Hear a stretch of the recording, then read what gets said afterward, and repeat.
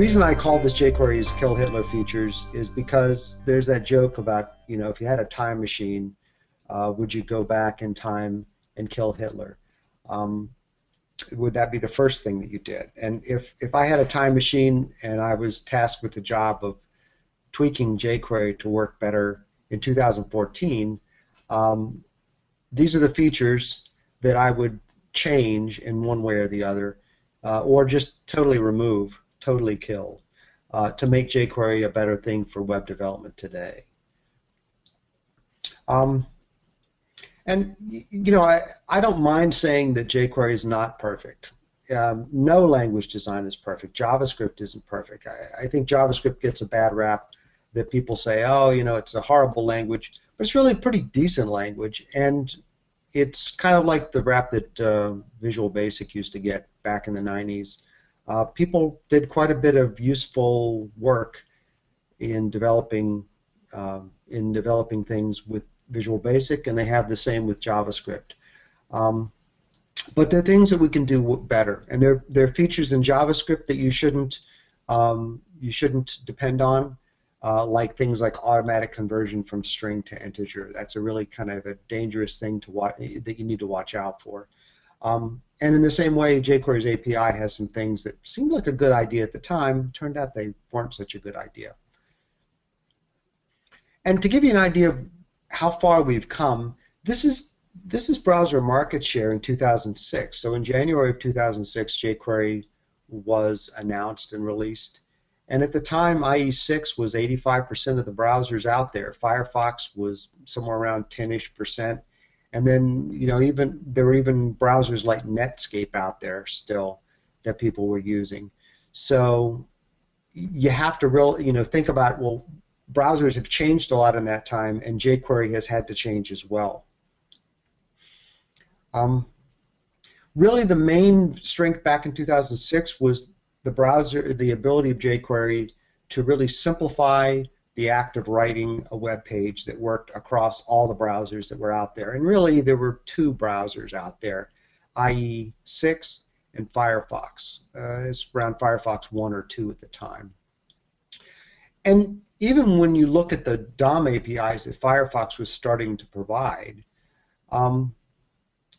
jQuery made that work easier with its API. So even if you liked the DOM APIs that were there, you had to admit that, jQuery makes it a lot easier to write that code. Even if I didn't have to worry about cross-browser compatibility, the ability in jQuery to simply do, write one line of code and get it to do what 20 lines of bare JavaScript code would have taken is a big plus. Now, the other thing that really marks the difference between 2006 and 2014 is everything was slow back then. We just weren't doing things anywhere near as ambitious as we are doing today with JavaScript. I don't think anybody would have expected that you were writing high performance, high frame rate games with JavaScript in 2006. We were mainly using it for simple animations, for form validation. In most cases back then, the page worked even if JavaScript was disabled. There's just no way that 2014 web pages work with JavaScript disabled most of the time. But back then, they did work with JavaScript disabled, and part of that was because we weren't doing that much with it. But today is very different. JavaScript is very fast. You don't really have the problems that you have with slow JavaScript anymore. It's rarely the bottleneck. You can do things in JavaScript to make your web page or websites or applications slow, but it's usually not because you're running too many lines of JavaScript. And CSS element selection, which is again one of those things that people used to debate over endlessly. Is it better to select by class or by ID? Those kind of things are rarely the bottleneck today either. So, but still we have problems where web pages, especially when loading, are very slow. Well, why is that? Well, the main problem is that our pages are flabby, very flabby.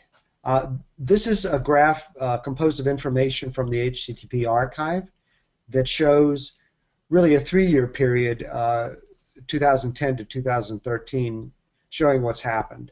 And you'll notice that actually the green line here, which is scripts, has started to flatten out around 200K. If you look at the size of jQuery, it's actually less than 100K. And so what's happened is all of the data that we're transferring is taking longer and longer for the page to load. Now I have a little more information about that. This is the data directly from HTTP Archive, and this is the most recent data, so this is looking at this year. And you can see the total transfer size now is up to 1.8 megabytes on the average page. The total number of requests are hovering just under 100. So, if you wonder why it's taking so long for pages to load, here's your answer. And again, if you look at JavaScript, we're creeping up on 300K of transfer size in 18 files. And jQuery is just a tiny little piece of that. And to give you an idea of what the trend is for jQuery, here's jQuery's growth since 1.2. And if you look in this area, this blue line is actually the uncompressed size. So you really don't want to look at that because that includes things like comments. And like back in the 1.4 days, we said, gee, we really should document this stuff better, and we added a bunch of comments, and that's why it got better. But once you minify the code, you can see that the growth is much less steep. But you can also see here in jQuery 2.0, we pulled out support for IE 6, 7, and 8, and we cleaned up the code in general, and you can see that we got the size down quite a bit. It's actually minified is about 83K, and minified and gzipped, which means it's coming over the wire that way, it's less than 30K. So the problem with pages getting larger isn't really a jQuery problem. In fact, we've been going the opposite direction of the trends that we see in the HTTP archive. So the main reason why our pages are getting flabby is because they're doing very ambitious things. We're writing full applications in games and browsers, as I said. We really couldn't have imagined that back in 2006 that we would be doing those kind of things in a web page or in a web app. And when you do that, some jQuery features that were built back for those days when we were just kind of dressing up the page don't really work that well. But we have to be careful because even if we think something is a bad idea, if we change it too much, we'll break the web. And it's a little different than there's the term break the web there that the browser makers use. Their problem is that every time a browser automatically updates, if they break the way something works, the user is facing this problem where they have no choice. The browser updated, they can't go back to the old version, they're stuck. It's a little different with jQuery. With jQuery, you always have the ability to stay with the old version.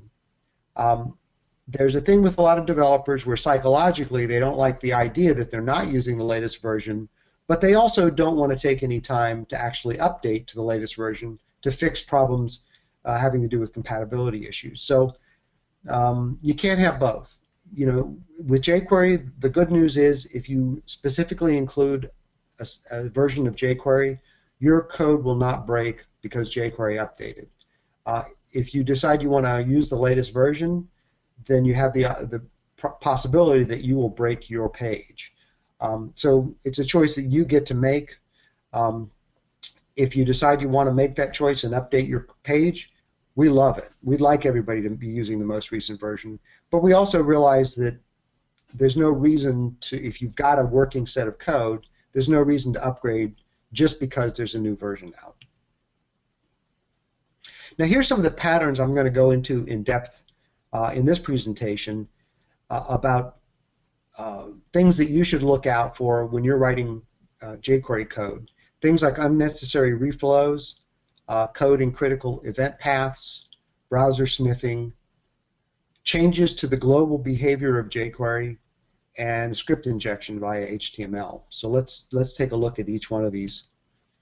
One of the most critical things about performance in a web page, especially once everything has actually been loaded, is the issue of reflow or layout.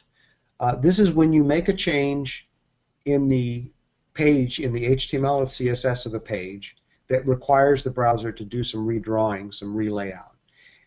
If you're not careful about managing that, you can cause what's called jank. And jank is when, for example, you might be scrolling your page or moving your mouse across the page, somehow interacting with it, and you'll see that things kind of are jerky. They don't work smoothly. There's jumpiness in the animations or in the scrolling that is generally just makes the user feel like, hey, something's wrong here because things aren't moving smoothly. There's a few things that we've done forever to minimize reflow. In your jQuery code, you want to try to minimize changes to the page, and when you do make the changes, try to batch them up. One of the things that's been recommended for years is the idea of detaching. If you have a lot of changes to make, detach those elements from the DOM. For example, let's say you're inserting 1,000 elements into a table. Insert those elements into the table where the table's not in the page, and then append the table to the page, rather than inserting each row into the page one by one, where there's the chance that the browser will actually want to lay out the page before the whole table is inserted. The other thing is classes are best used only for styling. I see some people who want to use class names to indicate programmatically what's going on in the code. And the danger there is when you change the classes on elements, the browser may believe that and it may be right, that it needs to redraw based on the new classes that have been changed and appended. So if you need to make changes that require that you're essentially saving information, for example, on a plugin, use jQuery's data method to save that type of programmatic information rather than use classes to do that. Or you can use data attributes, for example. Now, of all the kinds of reflows and layouts, forced ones are the worst. And this is a case where you make a change to the page, and immediately ask the browser a question that requires it to recalculate styles and or redraw the page. And I've got a really simple example here. The first line of code here is marking comments in an inactive section as hidden. Might be something you do. The next thing it does is it uses the visible selector. I'm going to assume that the first thing this add class does, hidden, probably sets display none. But regardless, when you ask whether elements are visible and you've changed classes in the document, the first thing the browser has to do is go, whoa, wait a minute, something could have changed here. So it needs to stop what's going on. Remember, the browser in many cases is just single-threaded. So it stops whatever's going on. JavaScript isn't running, but it yields control back to the browser to calculate which elements of class comment are actually visible. And then I'm applying some text, appending some text. In a real-life situation, this would probably be buttons or some other more complex HTML. But it's really here, the key thing is that I've used the visible selector. The alternate way to do this, which avoids the forced reflow, is, notice the first line is the same. I add a class. But the second line is different. Instead of actually asking the browser whether that element is visible to it, it simply asks the browser, are there any elements that are of class comment that are not of class hidden? And if so, I want to append something to them. So that prevents the browser from having to do those calculations right in the middle of my JavaScript. And that means that eventually it's going to want to do that calculation, but it can do it at a more convenient time, and it can also do it when other changes have been made to the DOM. So in short, the hidden and visible selectors, which are specific to jQuery, are kind of kill Hitler features. As cool as it seems to say, gee, I'd like to select all the visible ones or the hidden ones, they really don't turn out being as useful because they do cause this type of behavior where the browser needs to recalculate styles and reflow the page. It's much better to use classes, and in general avoid things like hide and show, and then still just add and remove classes to hide and show things because of those very issues. Now, another thing that can trip you up is high frequency events like mouse move and scroll. For something like click, it's really not very critical. If you're clicking on a button, whatever is going to go on after the click, it doesn't really matter. That event happened once and probably isn't going to happen for many seconds later. So those are not time critical. However, things like mouse move and scroll, mouse move, every time the mouse moves even a small distance across the screen, it's calling your JavaScript. Same with scroll. Every time this page scrolls even a little bit, it's calling your code. So you have to be careful what you do in those types of event handlers, especially if you attach those event handlers at the document level. Sometimes people will attach, for example, a mouse move handler at the document level. That means every time the mouse moves anywhere inside the browser on your window, you're going to call JavaScript.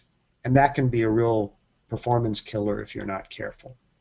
And let me give you an example of things that can really kill performance. When you are doing things like scrolling, and your scrolling is going to cause some reflows, scrolling can actually happen more frequently than every 16 milliseconds. The browser attempts to maintain about a 60 frame per second rate, which equates to about every 16 milliseconds it wants to redraw the screen. I always find it pretty amazing when you think about how much stuff is going on that it can redraw the screen in 16 milliseconds. But it does. And changing HTML and CSS in a scroll event, usually whatever you do in that scroll event handler should be able to happen in less than a millisecond, and that leaves 15 milliseconds for the browser to do whatever it needs to do. But if you're not careful, for example, if you do something that requires the page to be redrawn, and let's say the scroll event is being delivered to you 3 or 4 times in a frame, then you're making the browser completely recalculate the page 3 or 4 times, even though it's only going to draw it once. Now, there's a technique with request animation frame that allows you to avoid those unnecessary redraws. And it goes something like this. The core thing to remember here is you want to move the time-consuming work outside of the handler. So the most common thing you would want that people do is, okay, when the window scrolls, and then you'll see a big, long, multi-page piece of code that does a bunch of complex things, including, for example, maybe it's trying to make a little thing, stay in the window, so it repositions a window all the time. That's maybe a navigation toolbar. And I didn't show that because it gets really complicated and it's not relevant to this specific example. But a better way to do that is every time the window scrolls, then just set a flag saying we need to redraw.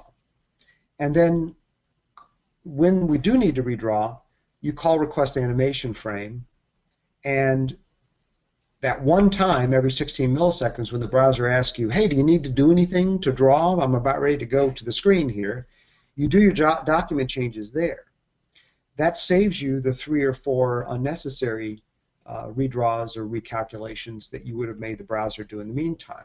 Now, the result of that is better performance, better battery life, especially on mobile devices, all the pluses that you have from avoiding unnecessary work.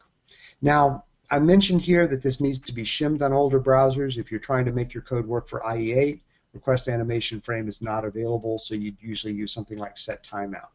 But the basic logic here would be the same. There's a great article in the HTML5 Rocks site that goes through how to do this in more detail. So let's look at another feature that is one that you should definitely avoid, especially since we've now taken this out of jQuery as of version 1.9. But people still want to do it.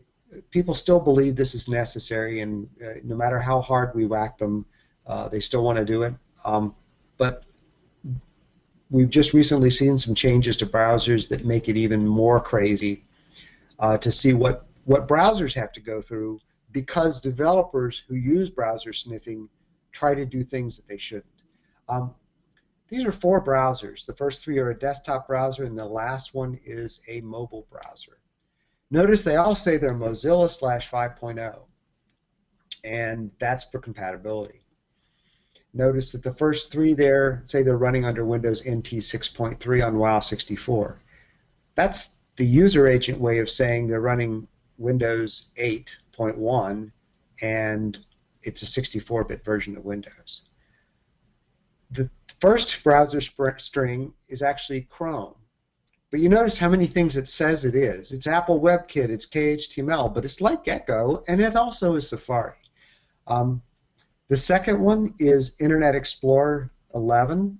Notice that this browser string does not have MSIE in it. It doesn't have Internet Explorer anywhere in it. And the reason is because there is so much bad code out there that does erroneous things when it says, when Internet Explorer identifies itself, that they found it was better that the browser string did not say it was Internet Explorer. But it still says it's like Gecko. The third one is actually Gecko's engine. It's Firefox. And again, it says it's Gecko and that it's Firefox.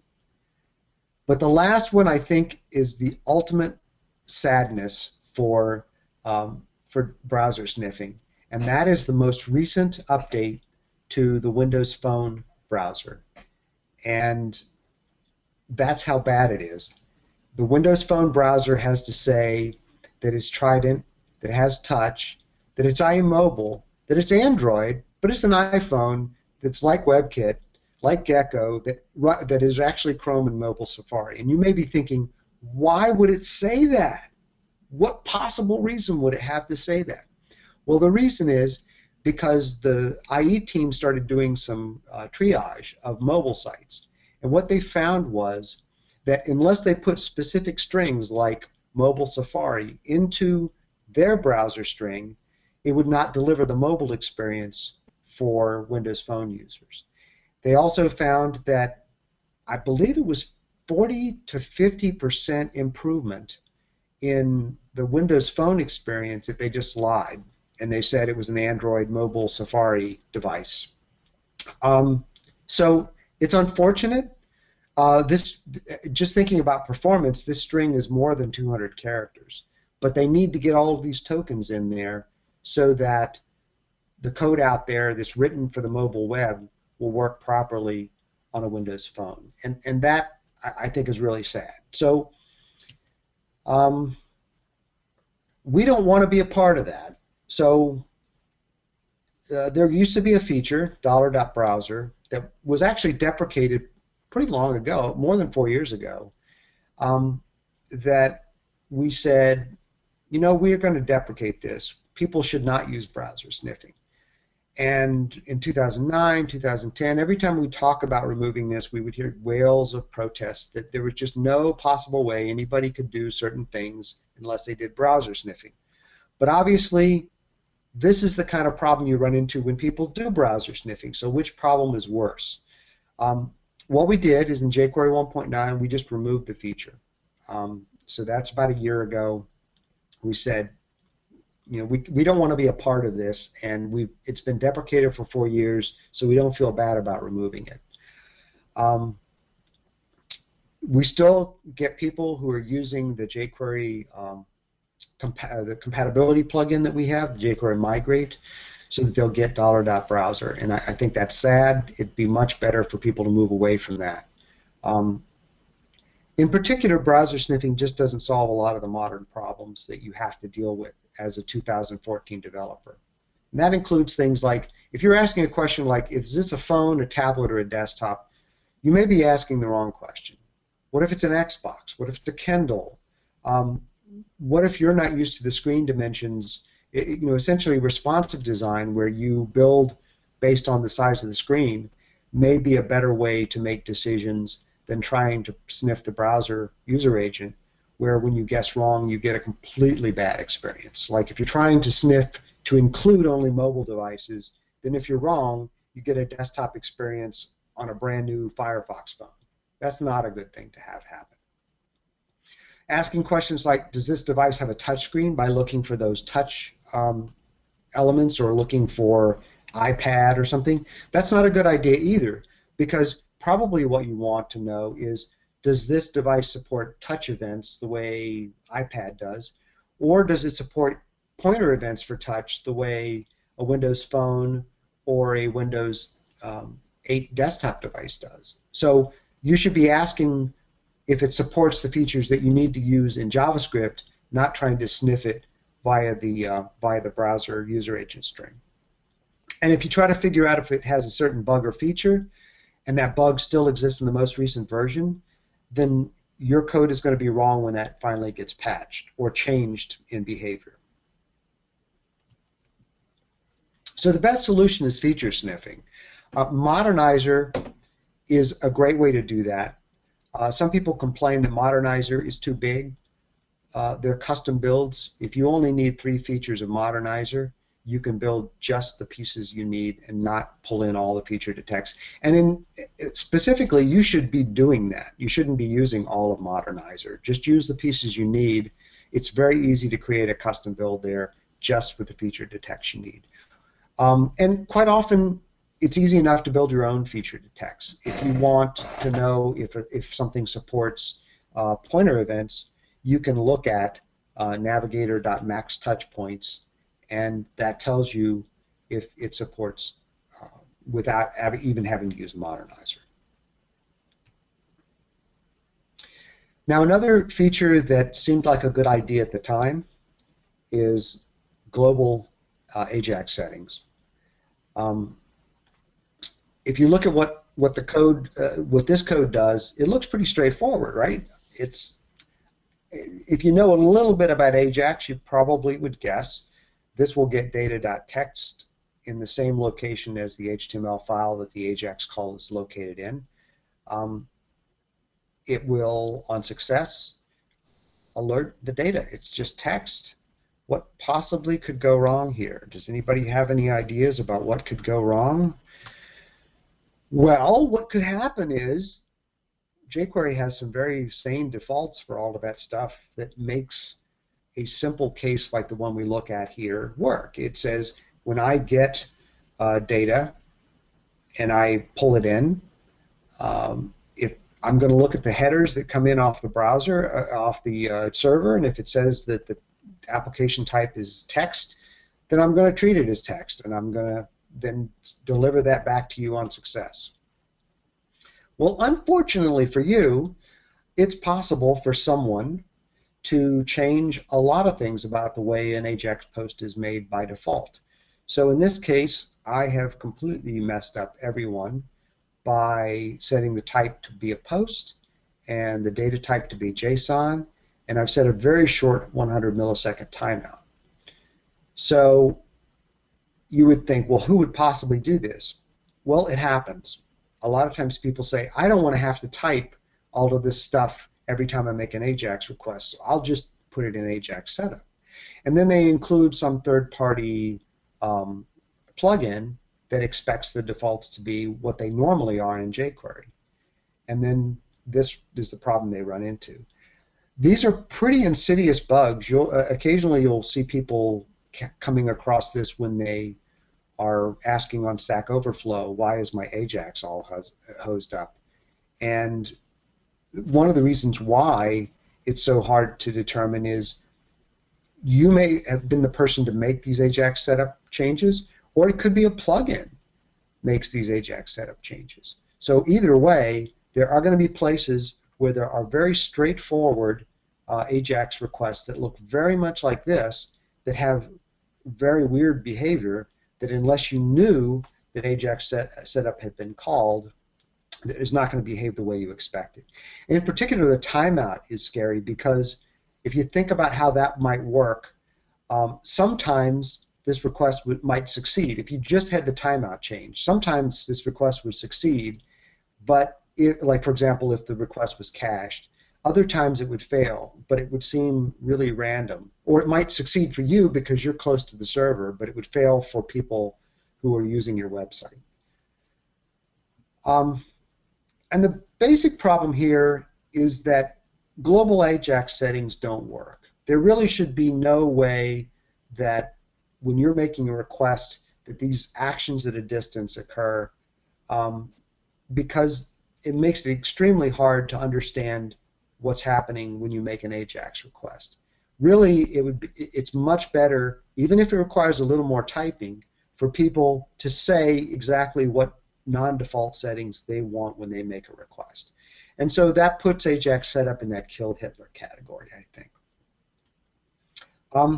But then people say, well, then how do I change Ajax so that every time I make a request, I don't have to type all that? Well, that's really easy. Just write your own little function, and that little function can extend whatever options that you pass in to, for example, put in a data type of JSON and a timeout of 10 seconds.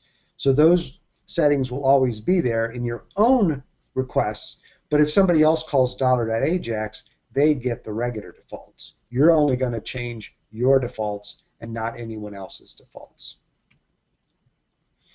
Another reason to avoid Ajax setup is sometimes people will try to make, they'll say, oh, I want a global error handler. Anytime any error happens in an Ajax request, I want to know by having this error handler in Ajax setup. It doesn't really work that way. What that does is it says by default, if no error handler is provided, then this will be used as the error handler. But that may not be what you want at all. You may want to say any error on any Ajax request. We specifically in the documentation say not to do this because it generally won't be what you expect.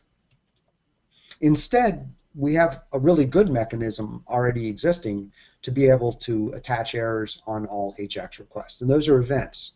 Ajax events are fired for each request. The first mechanism here is one way to do it. If you want to be able to add and remove them, I would suggest you use on and off and use the Ajax error event name.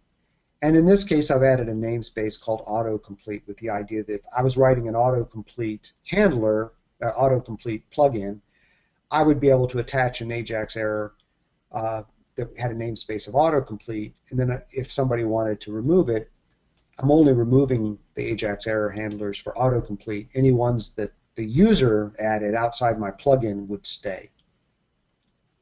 So that way you can have as many listeners as you want, and they're all independent of each other, and you won't have the problem with some other user clobbering your event listener.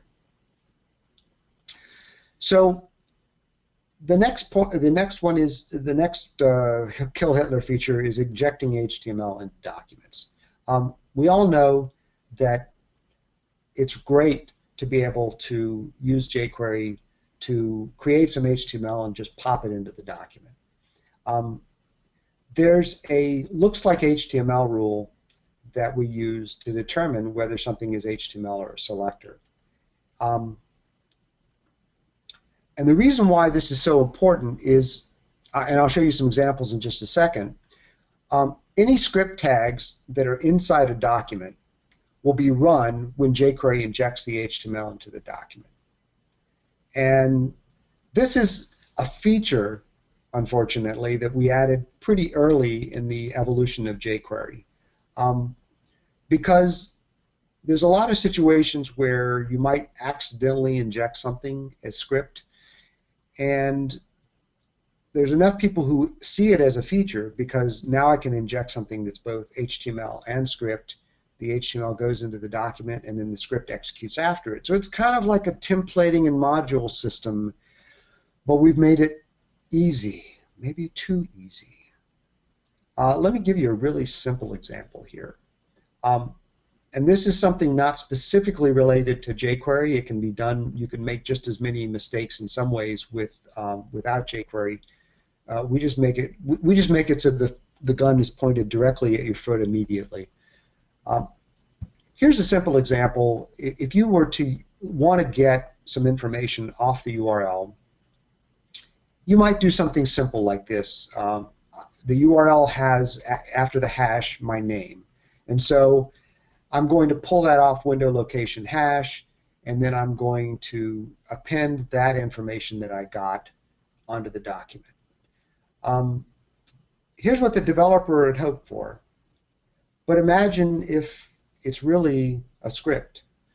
Well, when I append this to the document, I actually run this script, and that script can do anything that it wants to do. I mean, it can be a giant JavaScript that can steal the cookies off the current document. It can redirect you to some bad place. There's a whole bunch of bad things that can happen here. And so a developer that assumes that whatever they get from the URL, or even from information typed in from the user, if they don't guard against it being HTML and they just append it to the document, bad things happen. Here's one thing you can do to avoid those cross-site scripting problems, and that is I'm still getting whatever the content is, and that could have HTML in it, or what looks like HTML.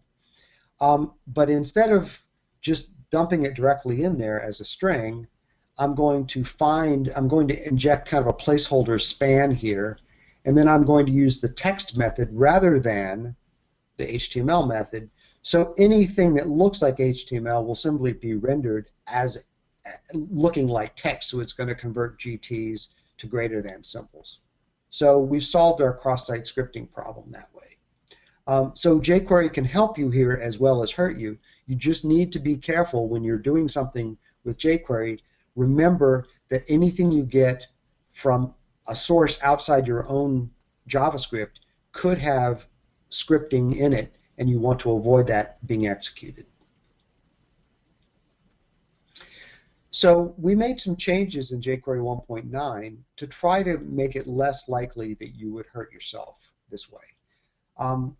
The old rules were this. If a string was passed as a parameter to the jQuery constructor, jQuery looked to see if it had tags somewhere within the string.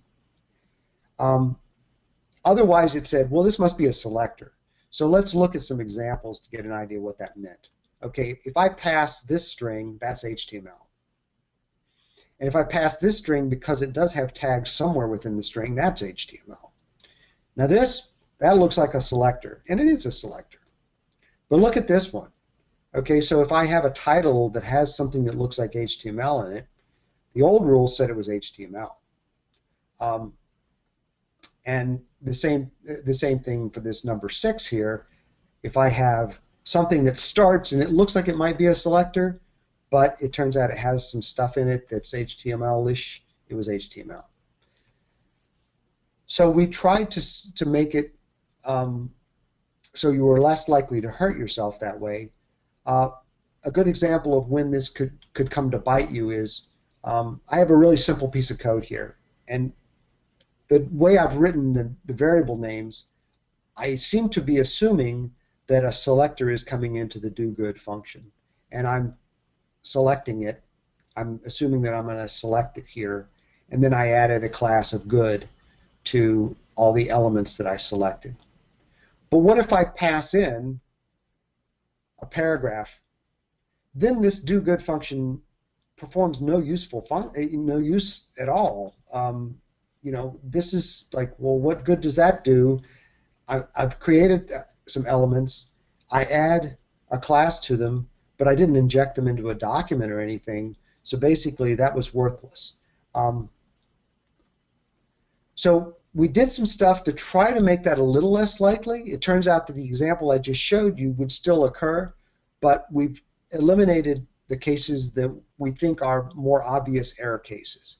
The new rules say, okay, this is HTML, but this, which starts with text, is not HTML. It'll be interpreted as a selector. Now, it's not a selector, so you'll get an error immediately saying, hey, you tried to do something here, didn't look like HTML to us. We thought it should have been a selector, but it wasn't a valid selector. So you see that all of these bizarro cases here are not selectors anymore. Well, this case actually is a selector, and it would be a valid selector. But some of these other ones, like this, which has redskins in it, is not a valid selector, and you're going to get an error message here.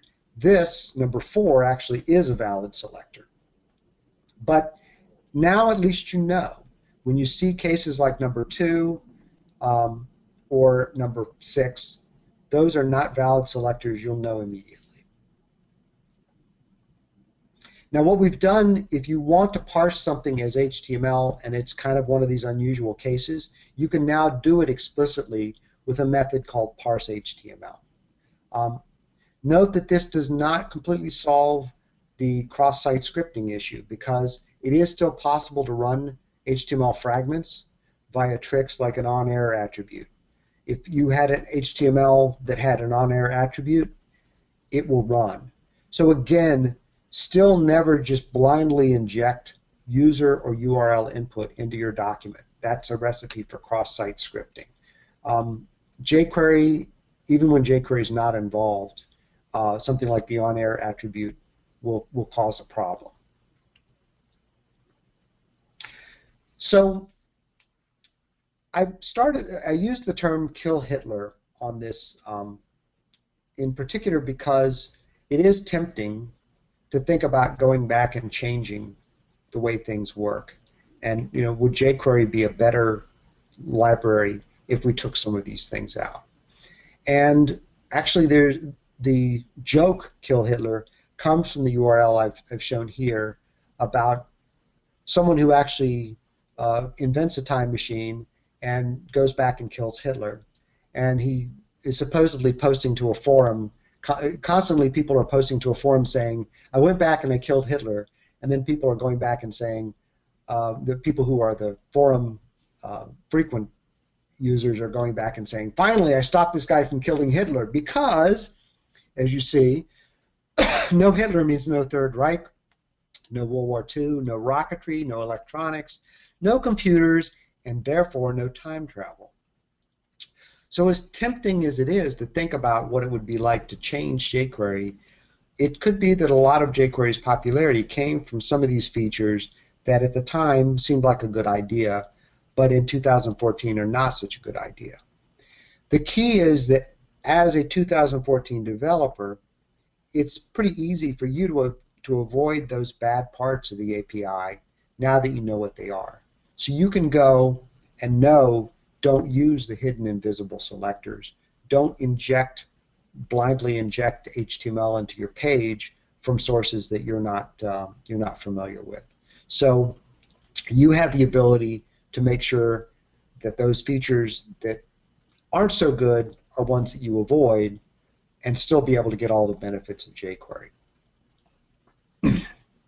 My voice seems to have given out, so that's good because I'm at the end. I've got plenty of time for questions, and I know there's some questions that people wanted to expand on some things that I had shown in the slide, so I welcome your questions. Glorious asked a little while ago, while you're going over feature detection and Modernizer, if you had any examples with Modernizer. The Modernizer site has quite a few good examples. I also would recommend, if you're using Modernizer and don't already have a good template, use HTML5 boilerplate. Modernizer feature detects are pretty simple. You go to modernizer.com. Let's see. Get this out of my way.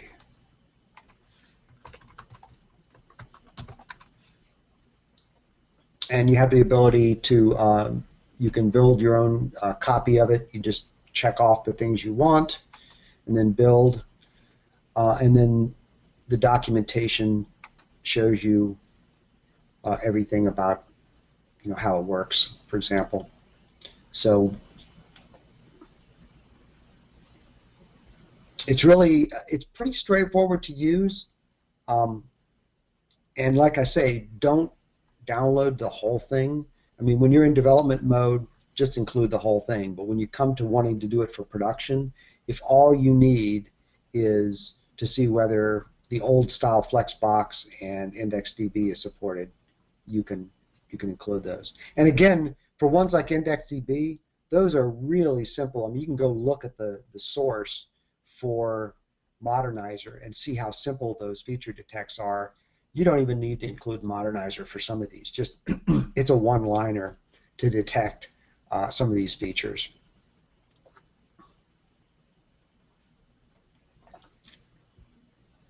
Other questions for Dave? I didn't see any scrolling back through the chat that we didn't cover. So if you have any other questions for Dave, please enter them in there.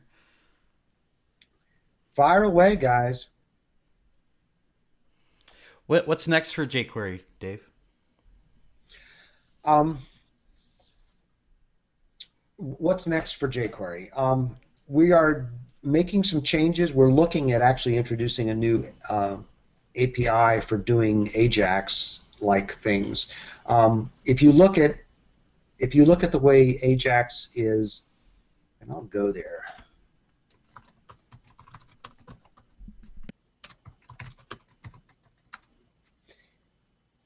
If you look at the way Ajax is in jQuery, it's the most complex API we have.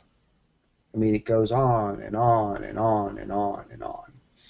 And one of the reasons why that is because we tried to start doing the simple things for you. And we said, oh, well, most of the time we can try to figure out what the data type is, and we can handle this special case, and we can handle this special case. What happened is we ended up internalizing all those things and turning them into options. And that makes it kind of difficult to approach jQuery Ajax as just like, if you're lucky, it does just what you ask it to, just like that example I showed in the presentation. But when you're trying to do certain things, all of these special cases that are baked into Ajax get in the way. I mean, it's not just XML HTTP request. It actually handles JSON-P and script and all these other things. So we decided we wanted to create a very tight, tiny Ajax request engine that tries to avoid a lot of these pitfalls that Ajax has. And we're hoping we can bake it into the next version that'll be out this fall, so that if you just want to do a simple Ajax request, especially if you're doing a custom build, you don't even need to include the full Ajax. You can just include the XML HTTP request interface. We're going to try to keep everything very tiny and tight still. So you saw we made some great strides with cutting down the size of the library, and we still want to try to do everything within the budget of the bytes that we have. And we've also already announced that we're dropping support for IE6 and IE7 in the upcoming version. There just aren't enough people using it. If you need it, the old versions of jQuery are out there. Cool, awesome. A couple questions came in while you were talking. Francois asked, what do you think of HTML conditional comments that IE added? And I think they've recently taken them away, haven't they? They have. If you look at how conditional comments are used, if they're used judiciously, I think they're not a bad way, for example, to include a special style sheet that works just on IE7. When they're used the wrong way, like if IE, and you'll still see, I believe Tumblr still does that. You'll see ones where they're saying if IE, which is wrong, because IE10 isn't the same as IE7. And for that reason, starting with IE10, they just start ignoring HTML comments. So IE10, IE11, if you put them in, anything in the comments is ignored, which is probably the right way to go. It never was a standard feature. Osimo asks, do you foresee the use of jQuery reduced by MVC frameworks like Angular or Ember that already implement a jQuery Lite feature and native features to manipulate the DOM? Actually, I think jQuery will still be the foundation of a lot, if not most, of the frameworks that are out there. The Angular team decided to do their own JQ Lite, but there are still, like, the Angular ecosystem really isn't rich enough yet to have the kind of things like jQuery UI widgets, and then you want to end up including jQuery. Also, they're not fully compatible. They built a subset that was enough for what they needed to do.